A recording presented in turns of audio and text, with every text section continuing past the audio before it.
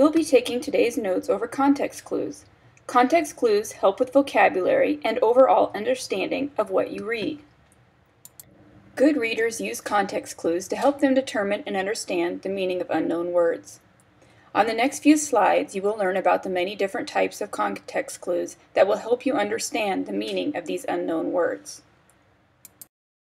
The first type is synonym, a word that means the same thing as the new word. For example, the slender woman was so thin that her clothes were too big on her. The word thin is a synonym for slender, meaning small. The next type is antonym. Antonym is a word that means the opposite of the new word. For example, unlike Bob's room, which was immaculate, Noah's room was very messy. Messy means the opposite of immaculate, and if Bob's room was unlike Noah's room, one was very clean and one was very messy. The next type is definition. Sometimes you can define an unknown word because the definition is already stated in the sentence. For example, the arbitrator, the neutral person chosen to settle the argument, came to a decision. In this example, the definition of the word is already in the sentence. Arbitrator means the neutral person chosen to settle the argument. Sometimes you can identify an unknown word because there's another word in the sentence that means the same thing. For example, the marsh or swamp was a wet and muggy place. You can identify the word marsh because swamp and marsh mean the same thing. Another way to identify an unknown word is by using a Latin word part. A root word, prefix, or suffix might help to determine an unknown word.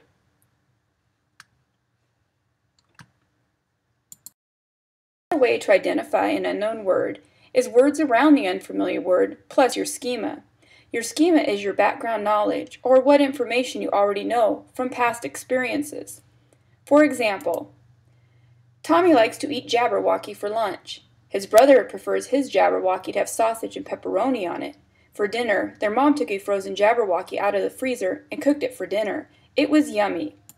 What is a Jabberwocky and how do you know? You can gather that a Jabberwocky is pizza based on the clues, sausage, pepperoni, eating it and taking it out of the freezer. Your background knowledge helps you identify that this could be pizza. Here is another example. The Jabberwocky bounced really high when Kevin slammed it on the ground. Then Scott threw the Jabberwocky through the net, scoring 2 points. His team went wild. As the Jabberwocky sailed through the net, Jason grabbed it, dribbled it down the court, and went in for a layup. What is a Jabberwocky, and how do you know? Well, you can assume by past and previous experiences that Jabberwocky is a basketball, based on the clues in the paragraph. Once again, making sense of words you don't know. My Jabberwocky is living with us in our spare bedroom. Because she was getting older, my parents decided it would be a good idea for her to move in with us. I love my Jabberwocky with all my heart. We do so many fun things together. She even taught me how to knit. When my sister is not around, she tells me that I am her favorite granddaughter. She is the best Jabberwocky in the world. What is a Jabberwocky? How do you know? You can assume that Jabberwocky means grandmother based on the clues in the passage. For some practice, write down each of the example sentences that will be on the next few slides. Then, write a definition for the word in red and underline clue words in the sentence that helped you define what the word meant. Sentence number 1. Everyone else at the party wanted garbage pizza but Tim because he detested vegetables. Please write down the sentence, define the word detested, and underline clue words in the sentence that helped you define what the word detested meant. Sentence number 2. Grandpa didn't know that Susie was coming along on the fishing trip, and now he had to alter his plans. Please write down the sentence, define what the word alter means, and underline clue words in the sentence that helped you define the word. Sentence number 3. When Kiki got a tiny cut on her pinky finger, she got all melodramatic and began sobbing and demanding a doctor. Sentence number 4.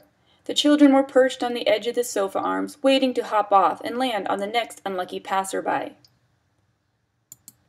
Sentence number 5. As Tommy walked home with the money from the church he had stolen in his pocket, powerful feelings of remorse bubbled in his stomach.